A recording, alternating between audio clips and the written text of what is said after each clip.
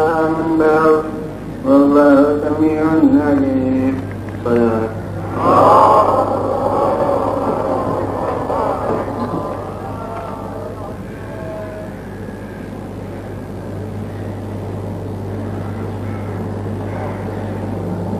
اس مرتبہ ایسے مجالس میں موضوع بیان عصمت ہے.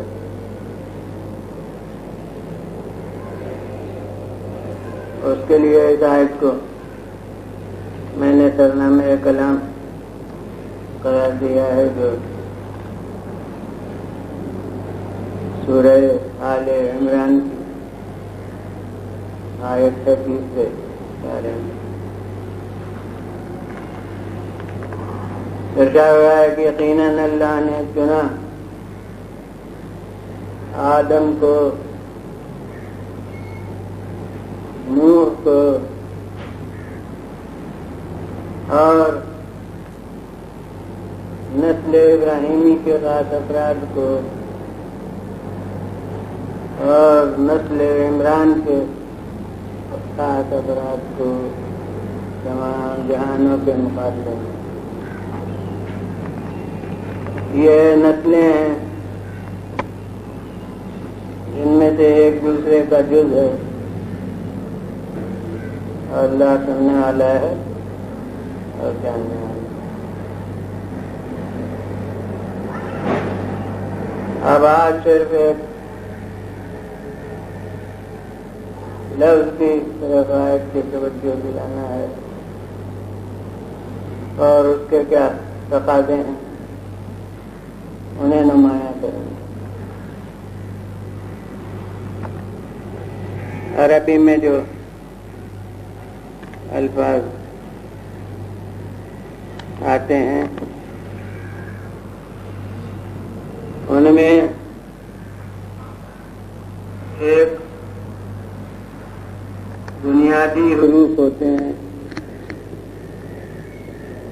کہ وہ حروف تمام تبدیلیوں اور تغیرات کے ساتھ ساتھ قائم اور برقرار ہے.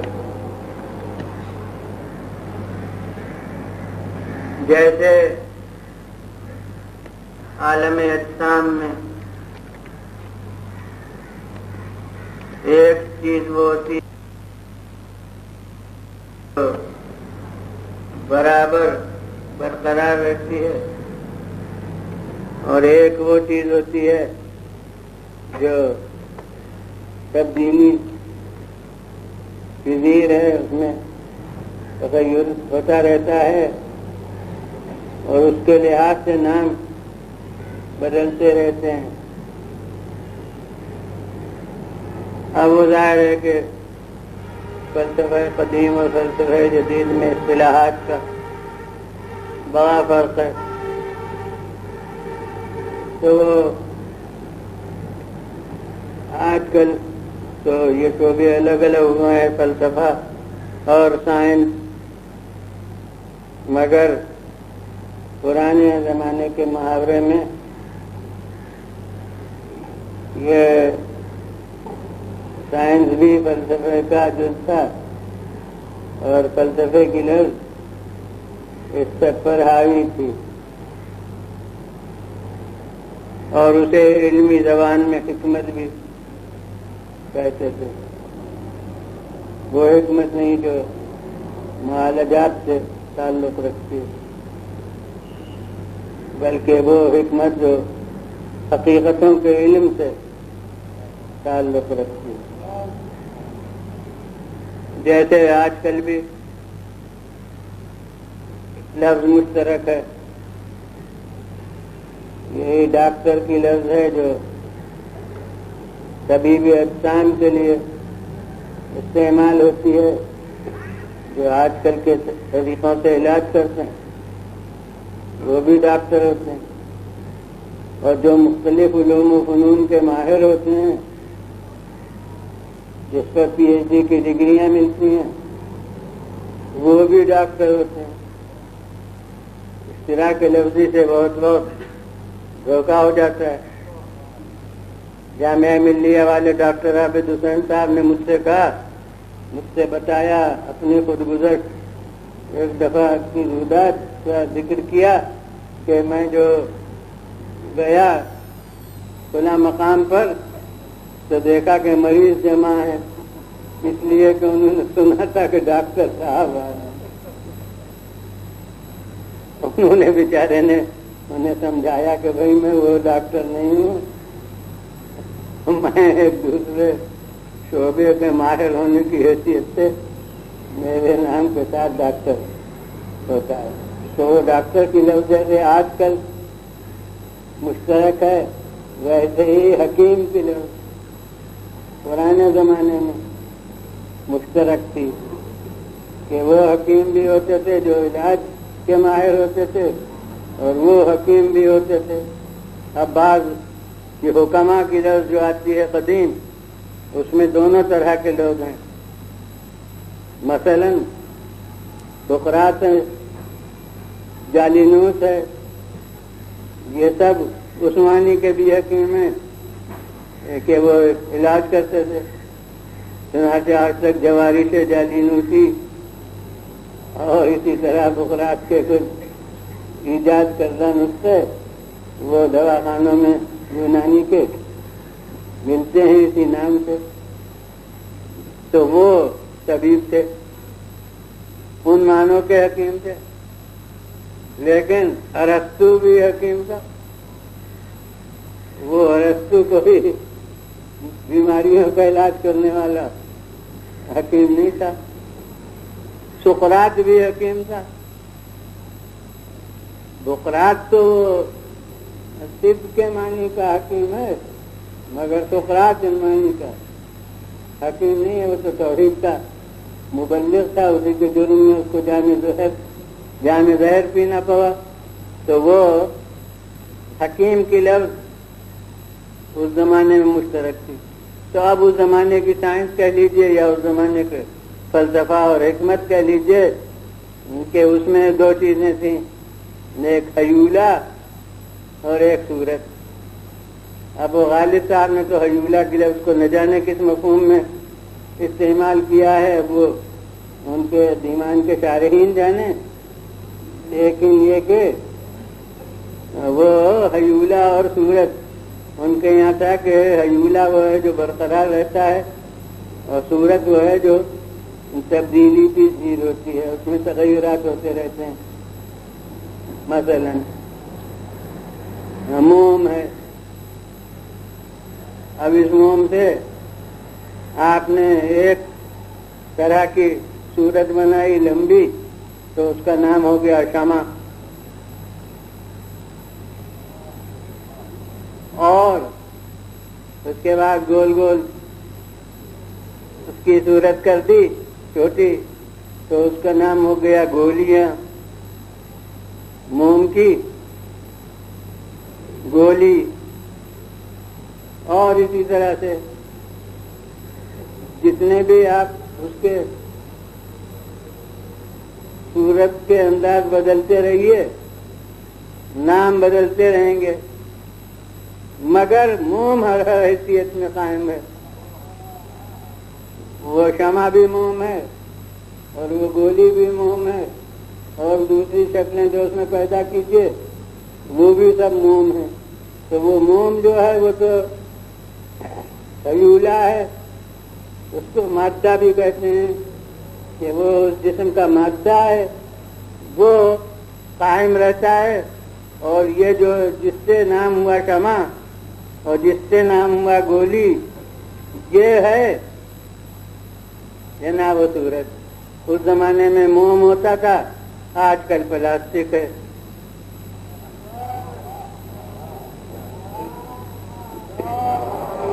اب یہ کوئی صلوات کا مرض ہے نہیں، پلاسٹک کون سے دینی حقیقت ہے دل پر صلاح دے تو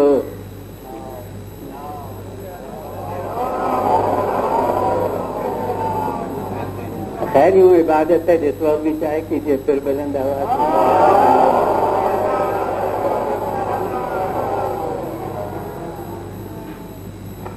تو یہ اب پلاسٹک کا فرش بھی ہوتا ہے اور پلاسٹک کے قلم بھی ہوتے ہیں، اور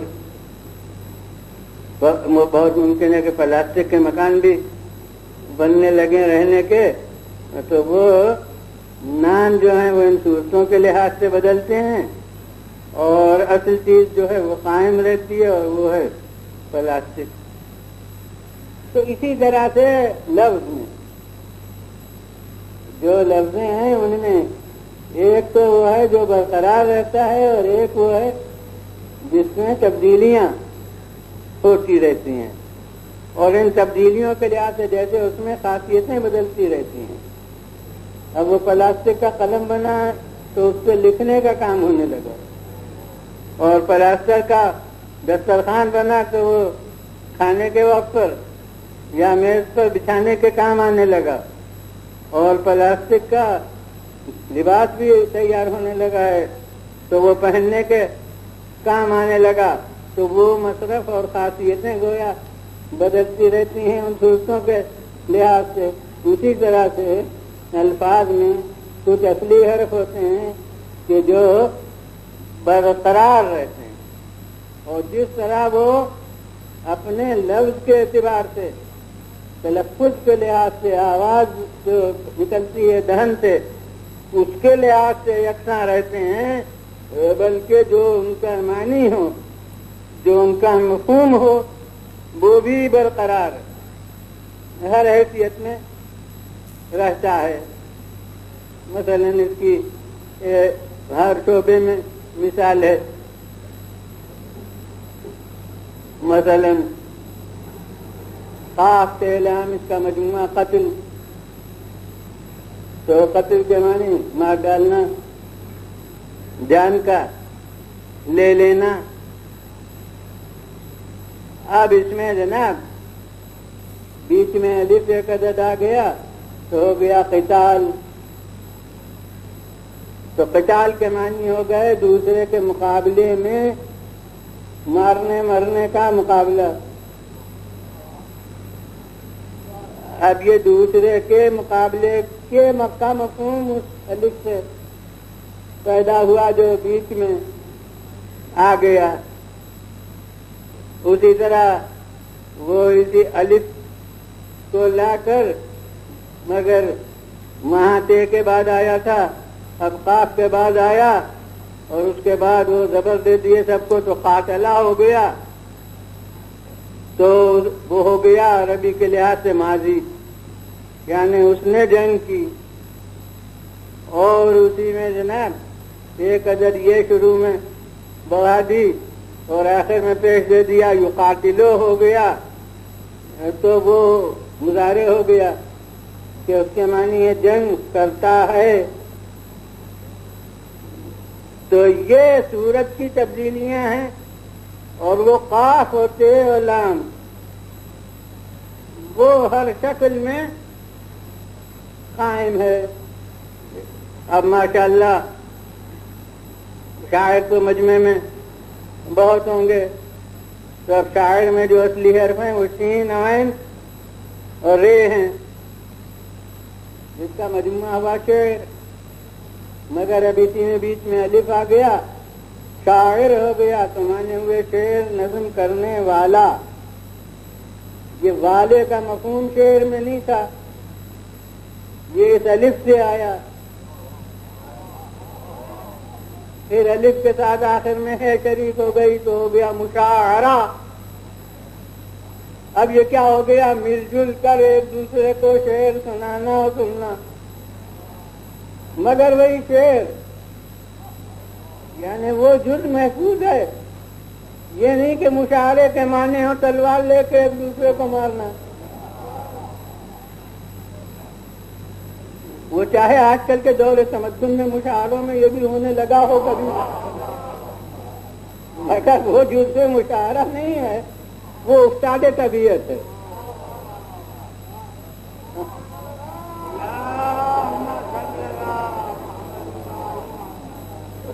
اور ایسے ہی اس میں تبدیلیاں جتنی چاہے کیجیے تو وہ اصل چیز جو ہے محفوظ رہتی ہے۔ تو اب اس میں پہلی لفظ جو ہے ان اللہ اصطفیٰ، وہ یقیناً اللہ نے کیا کیا. اب وہ فعل کیا ہے جس کا اعلان ہوا؟ وہ اصطفیٰ، جس کا میں نے ترجمہ کیا چنا. تو اس میں اصلی حرف کیا ہے؟ اس میں ہے اصلی حرف سواد اور پے اور واو. یہ اصلی حرف ہیں. اب وہ عربی میں ایک چیز ہوتی ہے تعلیل، اس کی وجہ سے وہ واو غائب ہو جاتا ہے، الف اس کا قائم مقام ہو جاتا ہے، مگر ہے وہ واو ہی.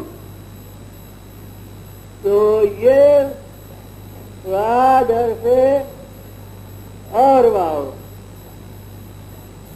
یہ ہے اصلی حرف. اسی وجہ سے وہ طبقہ علماء میں آپ نے خطاب سنا ہوگا صفوت العلماء. تو یہ صفوت العلماء یہاں وہ واو زندہ ہو کے آ گیا. تو وہ اصلی حرف اس میں واو ہے سواد کے ساتھ. تو اب یہ تو اصلی حرف میں سواد حرف اور واو. تو اب اس کے معنی کیا؟ صاف ہونا، صاف ہونا. جس چیز سے جو جس قسم کی آلائش، یعنی صفائی کے مقابلے میں تو ایک قسم کی قدورت اور ایک قسم کی آلائش کا تصور لازم ہے. تو اب صاف ہونا، اب یہ صاف ہونا، یہ جس قسم کی آلائش سے آپ کو نفرت ہو، مثلا میل ہے، اس سے صاف ہونا. نجاست ایک تصور ہے، اس نجاست سے صاف ہونا.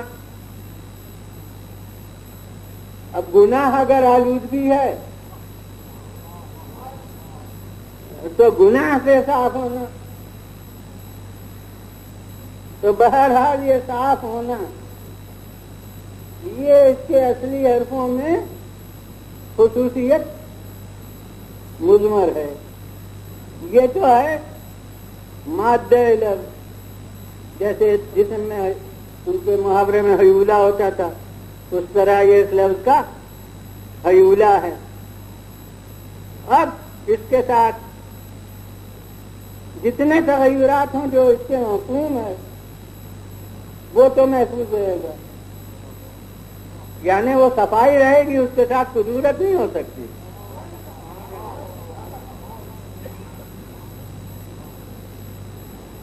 اب عربی کے لحاظ سے وہ جو تغیرات ہوتے ہیں اس کو محاورے میں عربی گرامر کے وہاں گرامر کے دو شعبے میں صرف ہے نحو ہے.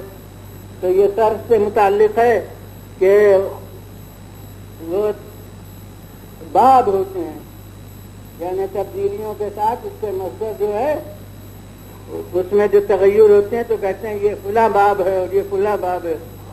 تو اب اس کی دو باب میرے مطلب کے ہیں یہاں پر، کہ ایک تو یہ کہ اس کو باب تفعیل میں لے جائیں، صفائی کو باب تفعیل میں لے جائیں تو اس کے لیے جو مصدر ہوگا باب تفعیل کا وہ تصفیہ ہوگا. یہ ہمارے یہاں محاورے میں جھگڑوں کو دور کرنے کو تصفیہ کرتے ہیں، یعنی وہ بھی ایک طرح کا صاف کرنا ہے معاملے کا. تو تصفیہ کی لفظ ہماری اردو کا جز ہو گئی ہے. یہ ہماری اردو تو عجیب ہے. بعض عربی لفظیں غیر عام فہم ہیں اور بعض عربی لفظیں وہ کچھ خاص مفہوم میں اردو کا جز بن جاتی ہیں. تو اب تصفیہ یہ باب تفعیل کا مصدر ہے. تو اب اس کے کیا معنی ہیں؟ تصفیہ کے معنی صاف کرنا. یعنی صفائی تھی نہیں، ہم نے صاف کر دیا، یا اور نظیروں کی بنا پر صاف رکھا۔ اب یہ محل کے اعتبار سے ہے، اگر کچھ میل ہو تو صاف کرنا ہوگا، اور اگر پہلے ہی سے میل نہیں ہے تو صاف رکھنا ہوگا۔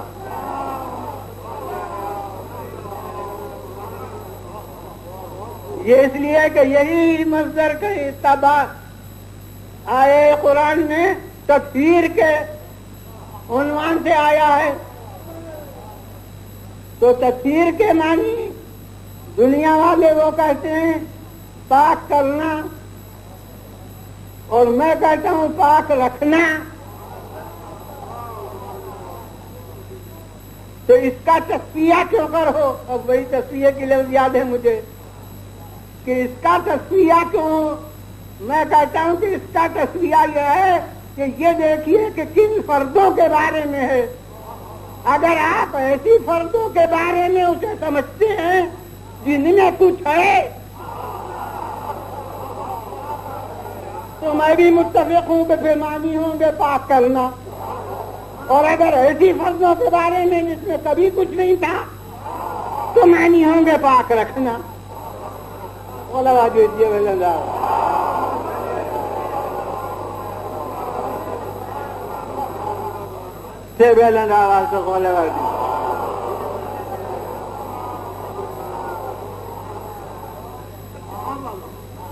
تو غرض یہ کہ جیسے تطہیر میں اصلی حرف توئے اور اے ہے جس کے معنی پاکی کے ہیں، تو وہ محل کے اعتبار سے تطہیر کے معنی پاک کرنے یا پاک رکھنے کے ہو گئے۔ غرض وہ پاکی ہمارا عمل ہے، خواہ بحیثیت وجود اور خواہ بحیثیت بقا، دونوں صورتوں میں۔ تو اب تصفیہ کے معنی ہوں گے صاف کرنا یا صاف رکھنا۔ اس کے معنی یہ ہے کہ وہ صفائی ہمارا عمل ہے، جس شخص نے کہ تصفیہ کیا اس کا عمل ہے، خواہ وہ بحیثیت وجود ہو خواہ بحیثیت بقا ہو۔ تو اس کا عمل ہے کیا؟ صفائی پیدا کرنا یا صفائی کو برقرار رکھنا، بہرحال یہ اس کا کرنا۔ مگر ایک دوسرا باب ہے، باب افتعال۔ باب افتعال کے معنی وہ بیچ میں قدرتے آتا ہے اور پھر الف آتا ہے انہی حرفوں کے ساتھ، اور یہ بہت سی لفظیں آپ کی زبان میں اس کے لیے ہے، باب افتعال کے لیے۔ استعاد یہ بھی افتعال ہے، احتیاط یہ بھی افتعال ہے۔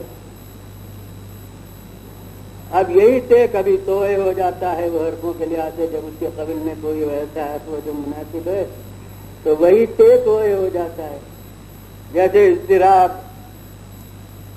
اب اضطراب کو کوئی صاحب جو ان کو صحیح املا آتا ہو وہ تے سے نہیں لکھیں گے، وہ زواد کے بعد کیونکہ قاعدہ عربی کا یہ کہ تے آئے تو توئے ہو جاتا ہے، تو وہ اضطراب ہوگا توئے کے ساتھ، اضطرار ہوگا توئے کے ساتھ۔ تو یہ توئے اصل میں ہے نہیں، وہ ہے وہی تے، باب افتعال۔ تو اب باب افتعال کا خاصہ وہ نہیں ہے صفت کا پیدا کرنا،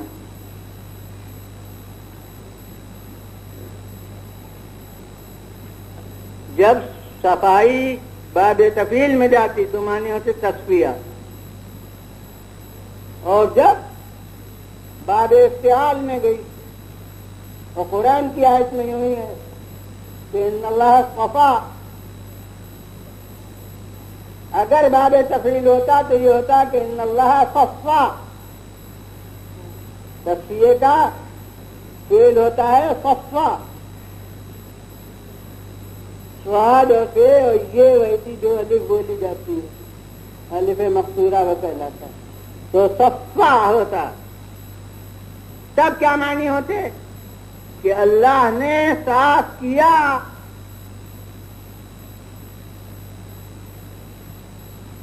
یہ پھر معنی ہوتے. اور ان اللہ صفا اب رکھا بھی نہیں ہے، صاف کو نکال لیا. یعنی بہت سے تھے جن میں کچھ میلے تھے، کوئی صاف تھا. تو میلوں کو چھوڑا. یعنی اس میں دونوں پہلو ہیں، ایک کو لینا ایک کو چھوڑنا. وہ نفی و اثبات جو لا الہ الا اللہ میں ہے. اب وہ اس نفی و اثبات کے لیے کوئی دوسری لفظ کہہ دی جائے تو وہ وحشتناک ہو جائے. تو بہرحال ایک کو لینا اور باقی کو چھوڑنا. اور یاد رکھیے کہ جسے لیا جا رہا ہے وہ کم ہے اور جسے چھوڑا جا رہا ہے وہ بہت ہے.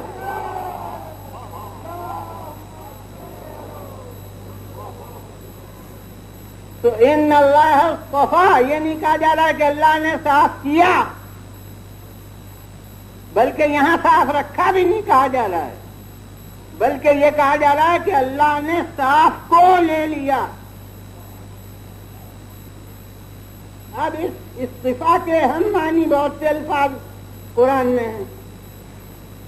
اختیار، اب ہمارے یہاں تو اختیار وہ ارادے کے مفہوم میں وہ اس کے لازم معنی کچھ ہیں، لیکن یہ کہ ان اللہ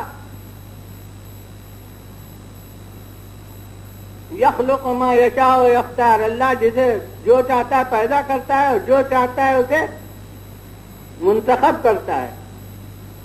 تو یہ منتخب کرنا یہ یختاروں کی لفظ سے یہاں کہا گیا. تو یختاروں میں کیا ہے؟ وہاں بھی اصل حرف ہے خیر. تو یختاروں کے معنی بروں کو چھوڑنا، اچھے کو لینا. اسی طرح یصطفی کے معنی ہے میلوں کو چھوڑنا، نکھرے ہوئے کو لینا.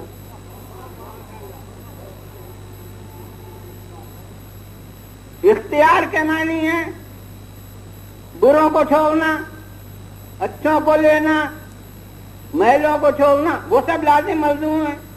جو میلا ہوگا وہ برا ہوگا، جو صاف ہوگا وہ اچھا ہوگا.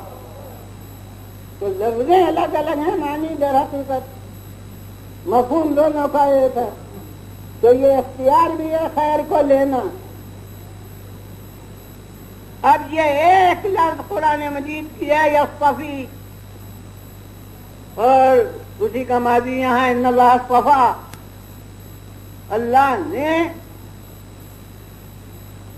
صاف کو لیا.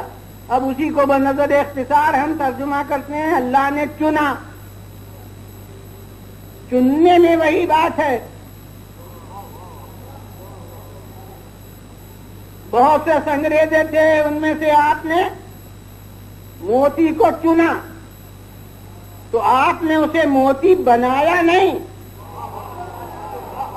وہ تھا موتی، مگر سنگریزوں میں ملا ہوا تھا. آپ نے اپنی نگاہ انتخاب سے اس کو الگ کر لیا تو یہ ہوا چننا.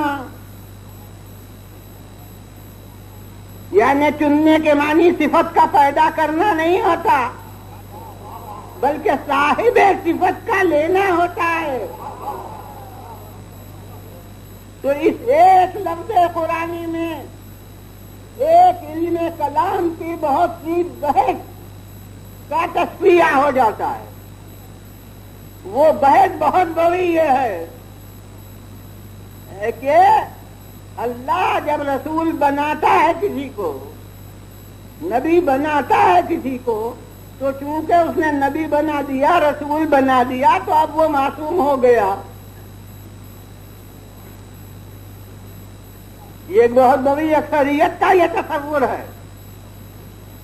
ہے کہ جب نبی اور رسول بنایا تو معصوم ہو گیا. اب اس کا لازمی نتیجہ یہ ہے کہ جب تک نبی اور رسول بنایا نہ تھا تب تک وہ عام آدمیوں کا ایسا تھا، جیسے سب ہیں ویسا یہ. لیکن اللہ نے اس کو نبی بنا دیا، اللہ نے اس کو رسول بنا دیا. اب اس کے دوسرے لفظ جو میں کہہ سکتا ہوں وہ یہ ہے کہ اللہ نے تو نبی اور رسول ادھادھند بنایا، یعنی چاہتا ہمیں بنا دیتا، چاہتا آپ کو بنا دیتا، چاہتا ان کو بنا دیتا، مگر یہ کہ اس نے ہاتھ یوں ڈالا بے دیکھے، اور جو ہاتھ میں پا اس کو نبی اور رسول بنا دیا. اب اس نے چونکہ نبی اور رسول بنا دیا تو اب وہ معصوم ہو گیا، لہذا قبل نبوت و رسالت عصمت نہیں ہے. نبوت اور رسالت کے نتیجے میں اب وہ معصوم ہو گیا. پھر اس کے جتنے حدود ہوں، مطلق عصمت ہے یا صرف گناہان کبیرہ سے عصمت ہے یا ارادی گناہوں سے عصمت ہے یا چاہے وہ نسیان سے بھی، وہ سب بات کی بحث ہے. لیکن یہ کہ پہلے یہ بات ہے کہ جیسی بھی جتنی بھی عصمت ہے وہ نبوت اور رسالت کے بعد ہے، کہ چونکہ نبی اور رسول ہو گیا اللہ کے بنانے سے تو اب معصوم بھی ہو گیا، اب گناہوں سے بری بھی ہو گیا. تو اب جتنی مدت اس کے پہلے گزری اس میں عصمت کو نہ ڈھونڈو.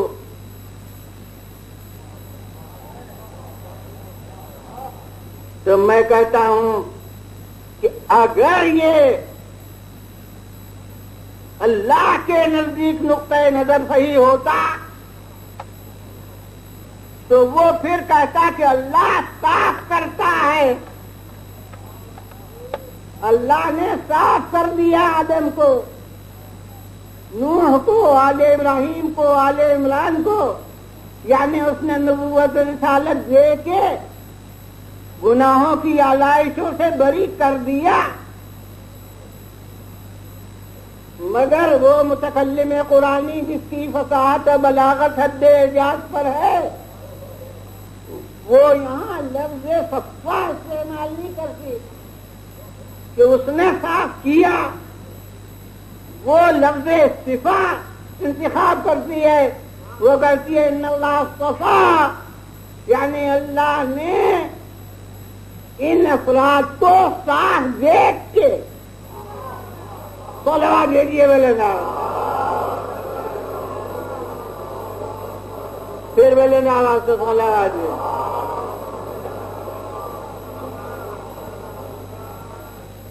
ان افراد کو صاف دیکھ کر چن لیا، یعنی تمام قوم اس کے سامنے تھی، لیکن اس نے جمہور کو چھوڑا، افراد پر نظر ڈالی.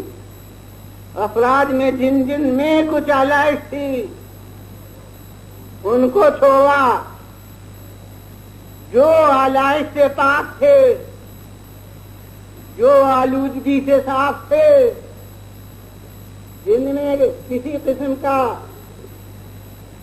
سیرت و کردار میں میل نہ تھا، سیرت و کردار میں کوئی وہ چیز نہ تھی جو اللہ کو ناپسند ہو، تو انہیں چھوڑا اور انہیں لے لیا جو ان سب سے، ان تمام باتوں سے بری ہوں. تو اب اس سے اس علم کلام کی بحث کا تصفیہ ہو گیا، جسے میں یوں اس جملے کو کہتا کہ شاید غیر عام فہم ہو، لیکن اب اس پس منظر میں اتنے بیان کے غالباً یہ جملہ سب کے لیے عام فہم ہے کہ عصمت نتیجہ رسالت نہیں ہے. بلکہ رسالت نتیجہ عصمت ہے.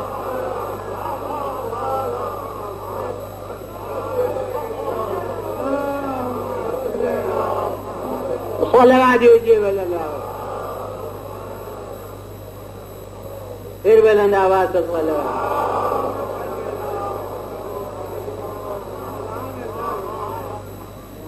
اب اس کی مختصر الفاظ میں تشریح بھی کر دوں, اور یہ جملے بھی بہرحال اتنے طولانی نہیں ہیں, مختصر ہیں کہ ایک کو حفظ ہو سکتے ہیں, کہ یہ نہیں ہے کہ نبی اور رسول بنایا تو معصوم ہو گئے, بلکہ معصوم تھے اس لیے نبی اور رسول بنایا. صلوات بھیجیے ولینا, پھر ولینا آواز سے صلوات.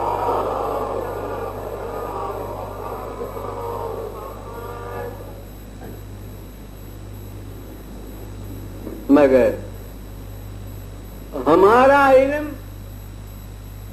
محتاج تجربہ ہوتا ہے,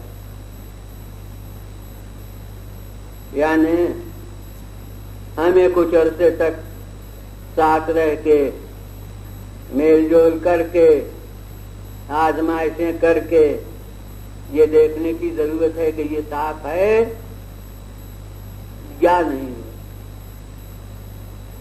لیکن اللہ سبحانہ کا علم محتاج تجربہ نہیں ہے, وہ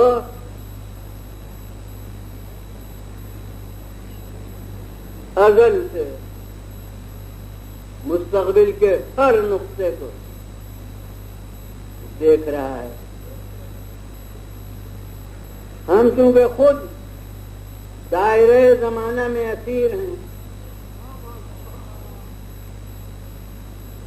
اس لیے ہمارا علم بھی کچھ زمانہ گزرنے کا محتاج ہے کہ تجربہ کریں. لیکن اللہ خود چونکہ جیسے جسم و جسمانیات سے بری ہے, اسی طرح زمان و زمانیات سے بری ہے, اور حقیقت میں دونوں ایک ہی چیزیں جو کہ جسمانیاتی کے تحت میں ہے زمانی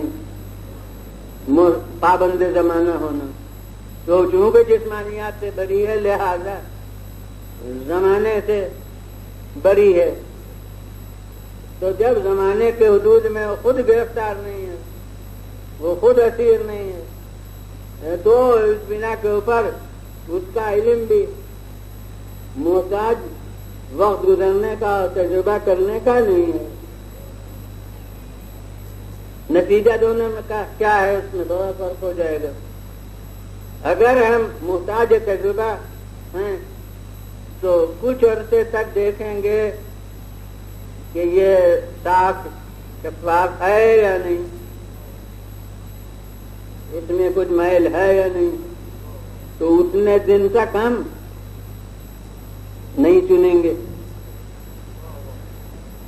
جب پتہ چل جائے گا آزمائشوں سے کہ ہاں بھائی یہ تو بری ہے, صاف شفاف ہے, تو پھر اطمینان ہو جائے گا کہ ہاں یہ لائق ہے کہ اسے چنا جائے. تب اس کے بعد اسے چنیں گے.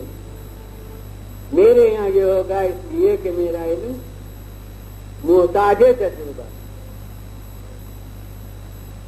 لیکن اللہ سبحانہ کا علم جب محتاج تجربہ نہیں ہے تو اگرچہ مقام حقیقت میں نبوت اور رسالت مبنی ہے عصمت پر, لیکن یہ نہیں ہے کہ کچھ عرصے تک عصمت رہے اور نبوت اور رسالت نہ ہو.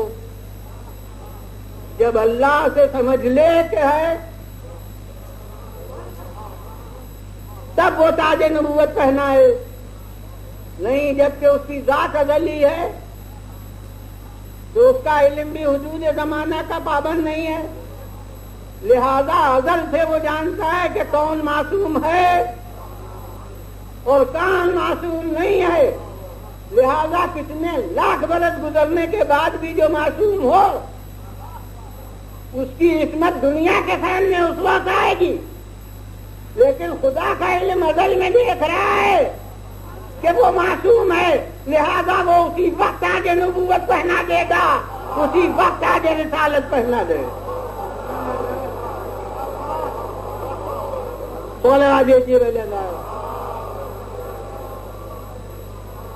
پھر بولے نا آواز سے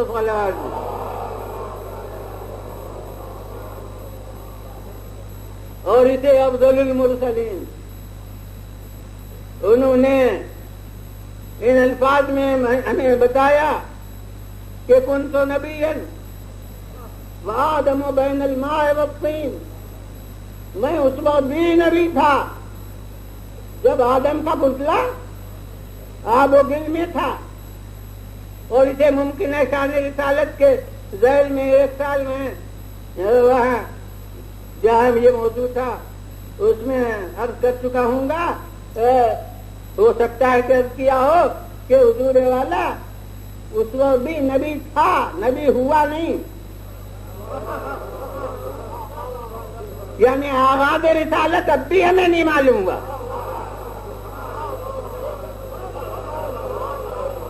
یہ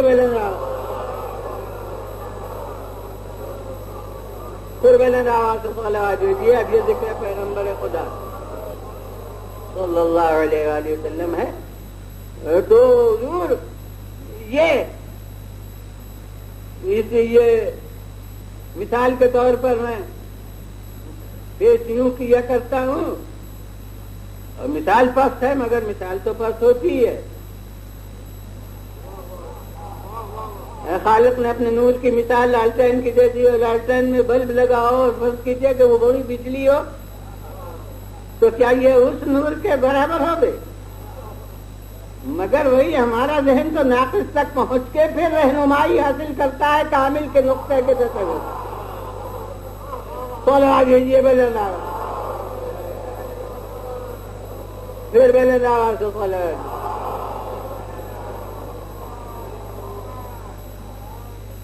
سے تو جناب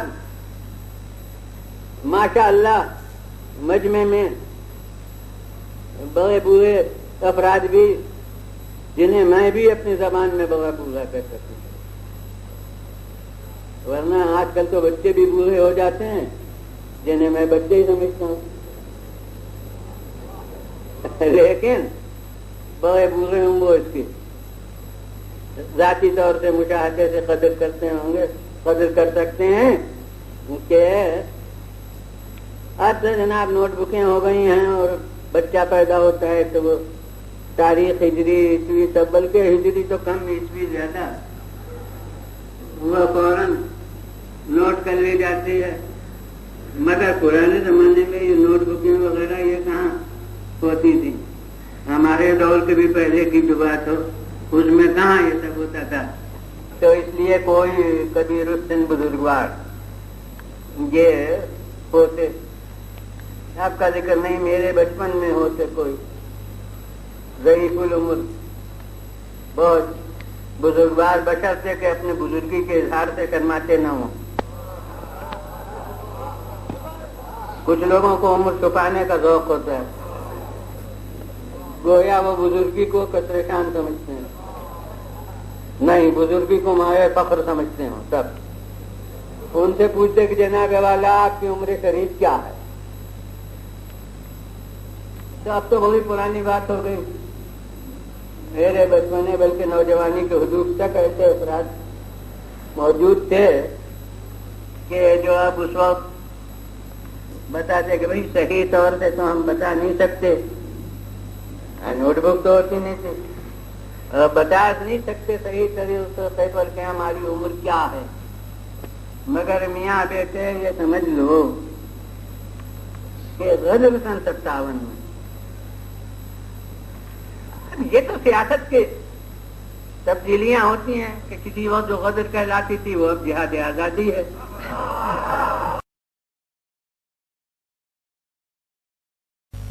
اچھے خاصے تھے. اب ہم سمجھے او ہو اب 57 میں یہ اچھے خاصے تھے. اب حضور مثال پس جو تھی وہ ختم ہو گئی. اب نگاہ آپ کی بلندی کی طرف دے جاؤں کہ اب پیغمبر خدا صلی اللہ علیہ وآلہ وسلم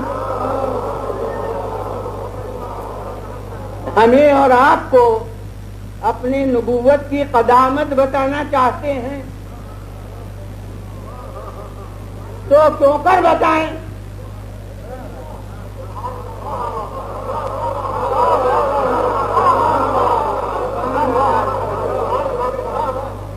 کیوں کر بتائیں, کس طرح بتائیں.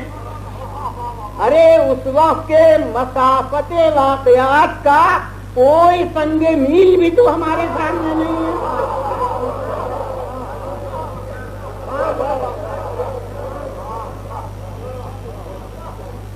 لہذا لفظوں کی مدد سے ہمارا ذہن پہنچایا جاتا ہے قدیم ترین واقعے کی طرف, اور وہ یہ کہ بشر نہیں ابو البشر حضرت آدم, جن کی نسبت سے آپ آدمی ہوئے ہیں, تو جناب وہ ابو البشر, اور ان کا بھی وہ دور نہیں جب مجسم ہو کے سامنے آ گئے اور انسان کامل کی صورت میں روشناس ہو گئے. نہیں, وہ دور جب ابھی مجسمہ بھی تیار ہونے کی منزل دور ہے, ابھی وہ عالم ناصر میں ہے, آب و گل عناصر کے عالم میں ابھی ہے. تو اب تمہارا ذہن لفظوں سے تو ہم نے وہاں تک پہنچا دیا. اب سنو کہ اس وقت بھی ہم نبی تھے, اچھے خاصے تھے. چلو آگے جی ہو لگا.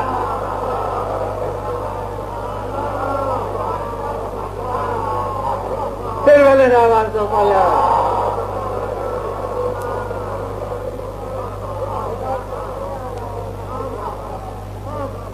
اور تم سمجھو کہ ہم کب سے نبی ہیں. حضور بلند آواز تو پہلے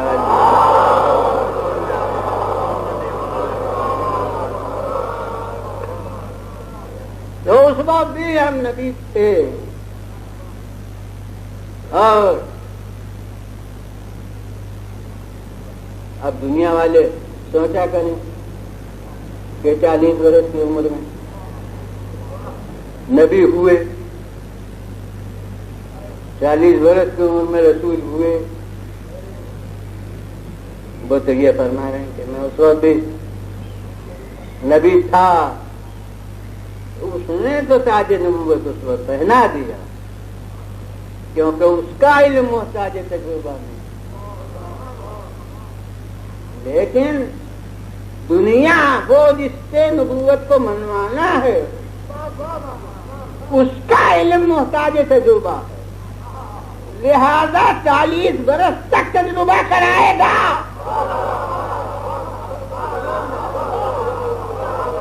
تب جا کے اعلان رسالت پر مامور کرے گا. اگر قبر کی عصمت کی ضرورت نہ ہوتی تو 40 برس کے انتظار کی عادت کرتی.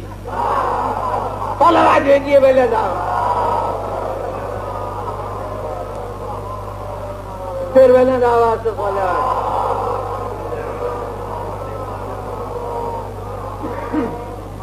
اور خالق نے 40 برس کی عمر منتخب کی اس لیے کہ خالق نفس سے زیادہ نفسیات بشر سے واقف کون ہو سکتا ہے.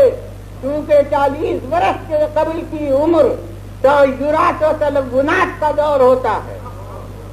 بہت سے اچھے اوقات شوقیہ طور پر اختیار کیے جاتے ہیں اور پھر وہ نقش مٹ جاتے ہیں. لیکن 40 برس کی عمر وہ طبیعت کے ٹھہراؤ کا زمانہ ہو جاتا ہے جبکہ ہر عادت ملکہ بن چکی ہے.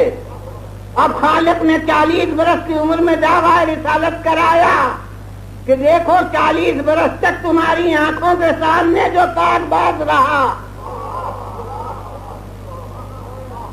جو تمام نقائص سے بری رہا، وہ اب اعلان رسالت کر رہا ہے۔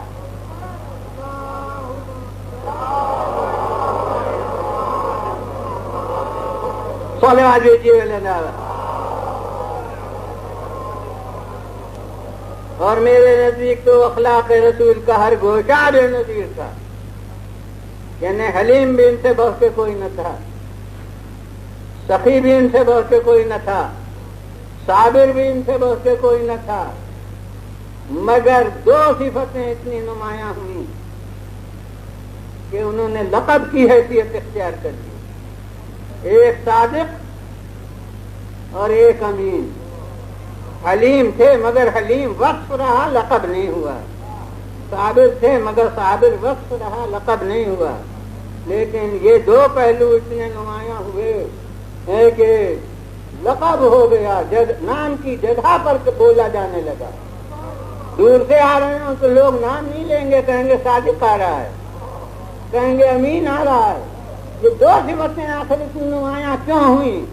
میں تو یہ محسوس کرتا ہوں کہ یہ اس لیے تھا کہ ان 2 صفتوں کو دعوے کی صحت میں دخل ہے۔ جو صادق ہو وہ جھوٹا دعویٰ کیوں کرنے لگا، اور جو امین ہو پیغام کے پہنچانے میں کٹر بیوت کیوں کرنے لگا؟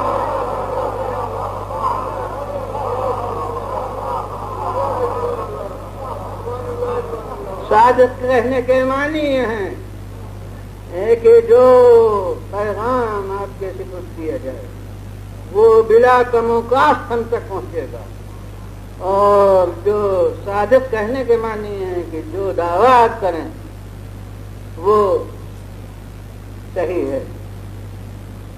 بس جناب آپ کے توجہ تو انداز سماعت سے ظاہر ہے، مگر معلوم ہے کہ چھٹی کا دن تو ہے نہیں، یہ بھی ایک قربانی ہوتی ہے جو بہت سے حضرات کرتے ہیں کہ ان مصروفیات کے باوجود وہ اس وقت پر جو غیر وقت بے وقت سمجھا جانا چاہیے وہ تشریف لے آتے ہیں، لہذا زیادہ طول دینا نہیں ہے کہ اب جتنے اس کی طرف کے منصب ہوں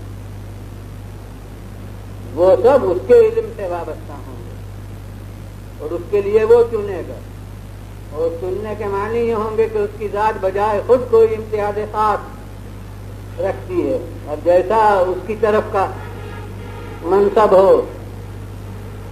دنیا والے منصب کو اگر پست کر دیں تو شوق سے وہ چنے، لیکن اگر منصب اس کی طرف کا ہے تو وہ پھر وہ چنے گا، پھر وہ آپ کے انتخاب کو کوئی اس میں دخل نہیں ہو سکتا ہے، نہ ایک ایک کے انتخاب کو، نہ مل جل کے انتخاب کو، تو وہ پھر اسی سے متعلق ہوگا کہ وہ چنے۔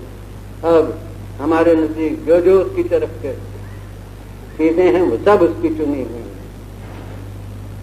پھر اس نے ہی رسالت کے لیے چنا، اور وہ آدم سے سلسلہ شروع ہوا، اور یہ تو عام رسالت تھی، اسی نے ختم رسالت کے لیے چنا، اور وہ ذات ہے ظاہر ہے کہ ایک ہی فرد ہو سکتی تھی، رسول تو 1,24,000 ہو سکتے ہیں، لیکن خاتم المرسلین تو ایک ہی ہو سکتا تھا، تو تمام خلق میں سے انبیاء و مرسلین چنے گئے۔ اب انبیاء و مرسلین میں سے خاتم المرسلین چنا جائے گا، وہ دنیا کے عہدوں میں اس کی مثالیں ہیں، اب اس کو پیش نہیں کرنا ہے ورنہ بات طولانی نہیں ہو جائے، کہ پہلے ایک جماعت چنی جاتی ہے، پھر وہ جماعت چنے ہوئے لوگ وہ اپنے میں سے ایک کو چنتے ہیں، تو وہ دنیا میں بھی اس کی مثالیں ہیں، تو وہ انبیاء مرسلین چنے ہوں، انبیاء مرسلین میں سے تھے، مگر یہاں وہ چنے ہوئے لوگ چنتے ہیں، وہاں ان میں بھی وہ ان کے ہاتھ میں نہیں دیتا چننا، ان میں بھی وہ چنتا ہے۔ تو اب جب انبیاء و مرسلین چنے گئے تمام خلق میں سے، تو انبیاء و مرسلین تمام خلق میں ممتاز، ممتاز ہوئے نہیں، ممتاز تھے اس لیے چنے گئے. اور جب انبیاء مرسلین میں سے خاتم المرسلین چنا گیا تو انبیاء مرسلین میں وہ ممتاز تھا. اور ایک دوئی بحث کو میں طے کرتا ہوں کہ خلق خدا جن آلائشوں میں گرفتار ہے اس سے بری ہونے کا نام تو معصوم ہونا ہے. یعنی وہ گناہ جو عوام کے ہیں ان میں سے کوئی نہیں کرے گا.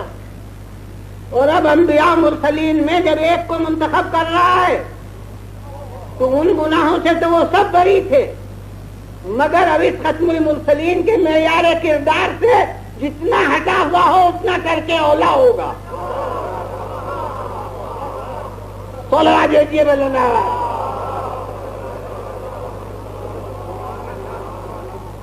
پھر بلند آواز سے. وہ جتنے کر کے اولا ہیں وہ سب عصمت ہی کے حدود میں ہیں. عصمت تو وہ مشترک نقطہ ہے جو برات کا ہے خلق خدا کے گناہوں سے، اور اس کے بعد ان کے درمیان آپس کی بات ہے فرق مراتب کی. جس کا نام ترک اولا ہوتا ہے اس سے عوام کو نظیر پیش کرنے کا حق نہیں ہے. تو وہ ترک اولا اب وہ خاتم الانبیاء ہے، وہ ان سب میں ممتاز ہے. انبیاء مرسلین میں ممتاز تھا، اس لیے اسے ختم المرسلین ہونے کے لیے چنا گیا. اور اب اس ختم المرسلین کا جو جانشین ہوگا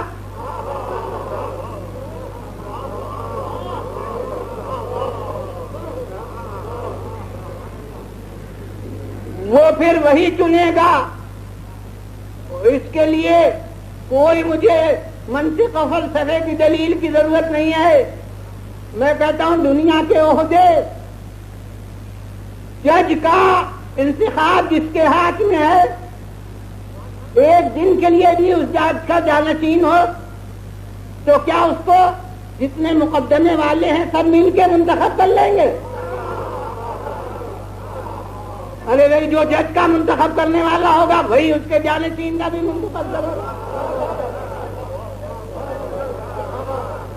اسپتال میں ڈاکٹر صاحب نے رخصت لے لی، چاہے 5 دن کی 10 دن کی ہو مختصر، لیکن کیا مریض سب پنچایت کر کے طے کریں گے ڈاکٹر؟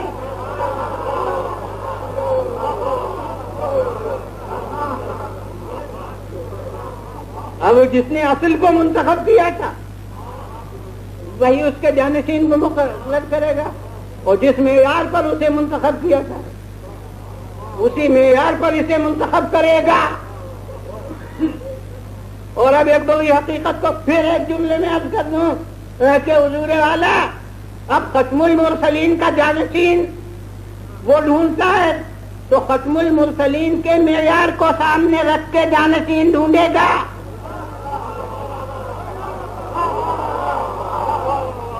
اب ہم کہیں کہ وہ انبیاء و مرسلین سے اونچا ہے تو کوئی نہ کہے کہ غیر نبی کو نبی پر بڑھا دیا. غیر نبی کو نہیں بڑھایا ہے، جانشین خاتم الانبیاء کو بڑھایا.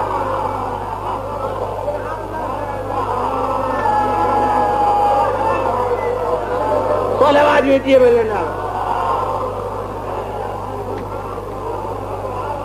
پھر بولنا آواز سے صلوات.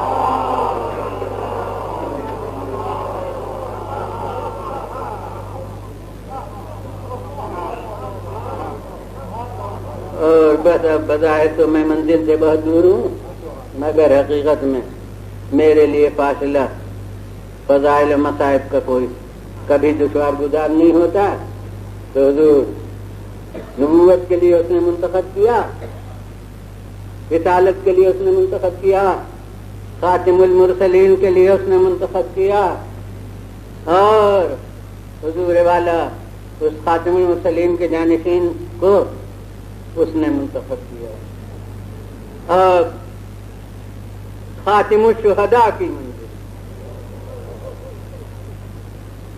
شہادت تو جب سے نبوت کے لیے تب سے شہادت بھی چل رہی ہے، کیونکہ معرکہ حق و باطل اقبال کی زبان میں ازل سے رہا ہے، تو حق کی راہ میں کتنی قربانیاں پیش ہو گئی، مگر یہ کہ اب وہ منزل آتی ہے کہ جب قربانی کو بھی حد کمال تک پہنچانا ہے، جس طرح پیغمبر خاتم المرسلین ہے، اسی طرح اب ان کا ایک جز ہے کہ وہ خاتم الشہداء کی ہیں۔ تو جس طرح کہ نبوت کے لیے اس نے منتخب کیا سب سے پہلے آدم کو، اور سب سے آخر میں خاتم الانبیاء کو، اور ختم رسالت میں انہی کو منتخب کیا، تمام انبیاء و مرسلین میں، اور ان کے جانشین کو منتخب کیا اور جانشینوں کے سلسلے کو منتخب کیا، اسی طرح سے اب جو منصب شہادت اور جہاں اس خاتم الانبیاء کے پیغام کی حیات و بقا کا سوال ہے،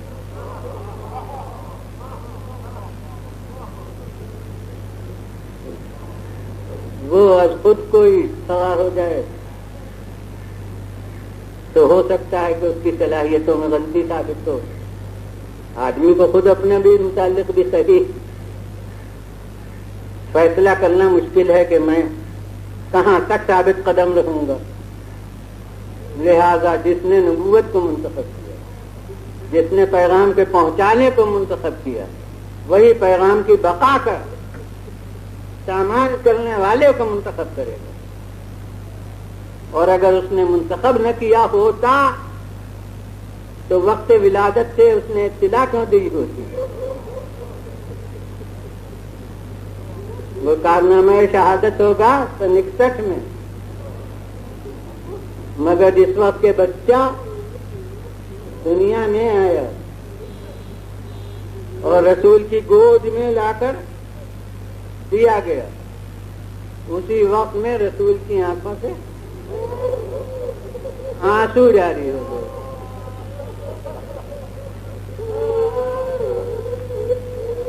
تو اب ہمارے علم میں تو یہ بات اس وقت آئی جب رسول کی گود میں لا کر دیے گئے، لیکن اس نے اپنے پیغمبر کو کب علم دیا اس کا ابھی اس سے بھی ہمیں علم نہیں ہوا کہ کب اس نے وہ پہلی وحی کب آئی ہے جس میں کہ مجلس حسین برپا ہوئی۔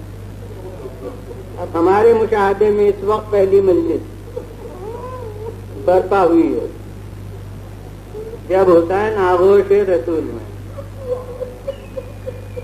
اور پیغمبر کے ہاتھوں پر یہ لا کر دیے گئے۔ اور ماشاءاللہ آپ کے لیے ایک فقرہ کافی ہے ذہن کو منتقل کرنے کے لیے۔ میں کہتا ہوں کہ رسول کے ہاتھوں پر حسین جیسے حسین کے ہاتھوں پر علی اکبر۔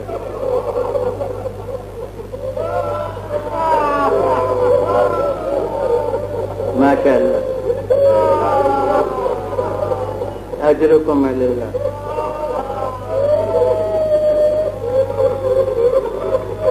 اور بس ادھر رسول کے گود میں ان کو لا کر دیا گیا اور پیغمبر خدا صلی اللہ علیہ وسلم کی آنکھوں سے آنسو جاری ہو،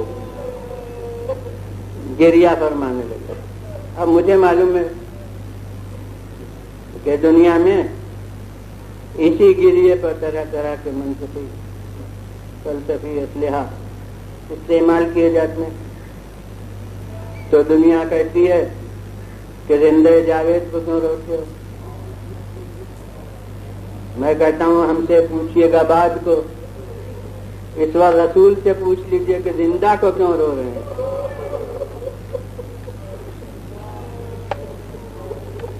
ارے وہ زندگی جاوید تو عالم معنی کی بات ہے، اس وقت یہ تو سانس لیتی ہوئی زندگی کے ساتھ رسول کے ہاتھوں پر ہے، اور اس زندگی رسول گریہ فرما رہے ہیں۔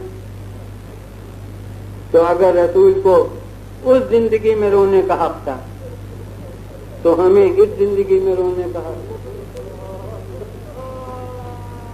اور اب مختصر جملوں میں فلسفہ بھی گریے کا عرض کر لوں کہ آپ کو رسول کے اس عمل سے سمجھنا چاہیے ہے کہ گریہ موت پر نہیں ہوتا، گریہ مصائب پر ہوتا ہے۔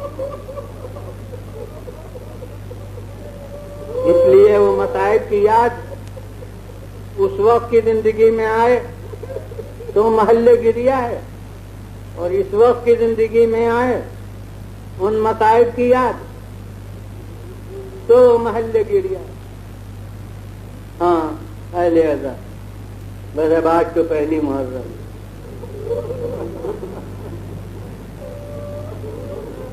اور میں سمجھتا ہوں کہ سال بھر جو تشنگی رہتی ہے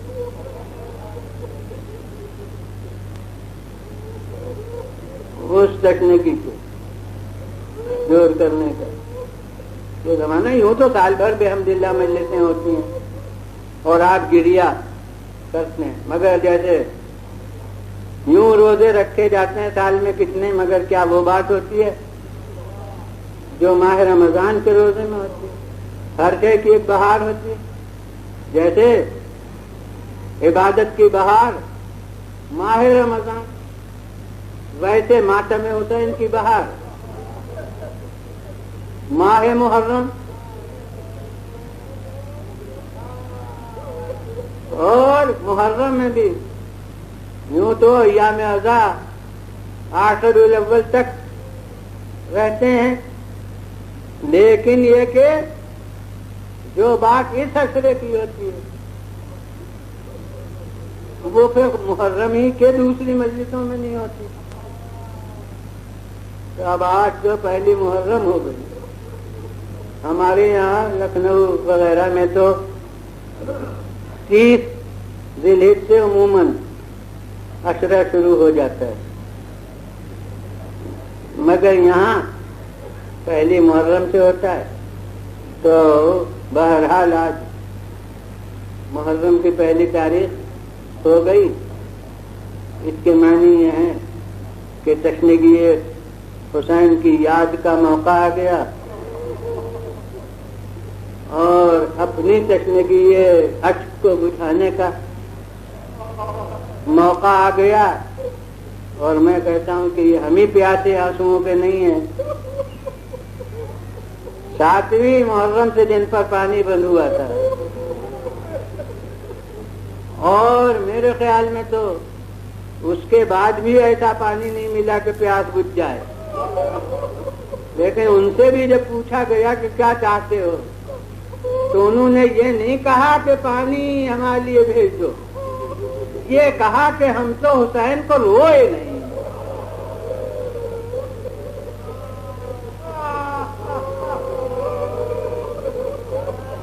اس کا مطلب یہ ہے کہ زینب پانی کی اتنی پیاسی نہ تھی جتنی آنسوؤں کی پیاسی، اور حقیقت تو یہ ہے کہ یہ صفحے ماتم زینب کی بچھائی ہوئی ہے جو ہم تک پہنچی ہے 10 ب10۔ یہ در حقیقت حضرت زینب نے رہائی کے بعد وہ صف بچھائی تھی، وہ صف اس وقت تو 7 دن میں اٹھ گئی، لیکن کتنے دلوں میں وہ صف بچھ گئی، اور وہی دلوں میں بچھی ہوئی صف ہے جو زمانہ عزا میں پھر زینت زمین ہو جاتی ہے اور دنیا کی آنکھوں کے سامنے آ جاتی ہے۔ تو یہ حقیقت وہی زینب کی بچھائی ہوئی صف ہے، اور ماشاءاللہ آپ درمیان درمیان روتے رہے، آپ کو گریے کے لیے کم سے کم میرے بیان میں تو تیر و خنجر کے ذکر کی ضرورت نہیں ہوتی، بھائی یہی مصائب ہیں، حسین کا مرثیہ ہے۔ بس ایک سوال اور ہوتا ہے گریے کے خلاف، وہ سوال یہ ہے کہ ارے 1400 سال گزر گئے، اب 1400 برس کے بعد رونا کاہے کا؟ میں کہتا ہوں کہ ارے بروقت جنہیں رونے کا حق تھا انہیں رونے دیا ہوتا تو شاید آج تک یہ گریہ اس جاہ و جلال کے ساتھ قائم نہ رہتا، علی حسین کو رونے والیوں کی کمی نہ تھی۔ زینب و ام کلثوم ایسی بہنیں تھیں، فاطمہ اور سکینہ ایسی بیٹیاں تھیں، لیلا اور اباب ایسی بیویاں تھیں، ارے فضہ ایسی کنیز تھی، سید الساجدین زین العابدین ایسا بیٹا تھا جو بعد میں 40 برس رویا، تو حسین کو رونے والوں کی کمی نہ تھی، مگر ارباب اعضا یہ افراد رونے کب پائے؟ ارے ادھر وارث کی خبر آئی، ادھر اشقیاء آگ لے کر خیموں کے پاس آ گئے، اب یہ وارث کی سفے ماتم بچھاتے یا اپنے پردے کی حفاظت کے لیے جہاد کرتے تو یہ رونے نہ پائے۔ تو انہی جملوں کو ختم کر دوں گا کہ میں کہتا ہوں کہ یہ تو زینب کے صبر کی داد ہے۔ گویا قدرت نے بتایا، پکار کے کہا کہ زینب تو اپنے بھائی کو نہ رو سکی تو صحیح جو قیامت تک دنیا تیرے بھائی پر اشتفانی کرے۔ اے لیلا تو اپنے علی اکبر کو نہ رو سکی تو صحیح جو دنیا کے جوان قیامت تک تیرے علی اکبر کا ماتم کریں، اور اے رباب تو اپنے بے شیر کو نہ رو سکی تو صحیح جو قیامت تک تیرے بے شیر کا نوحہ بہا جائے اور علی اکبر کا ماتم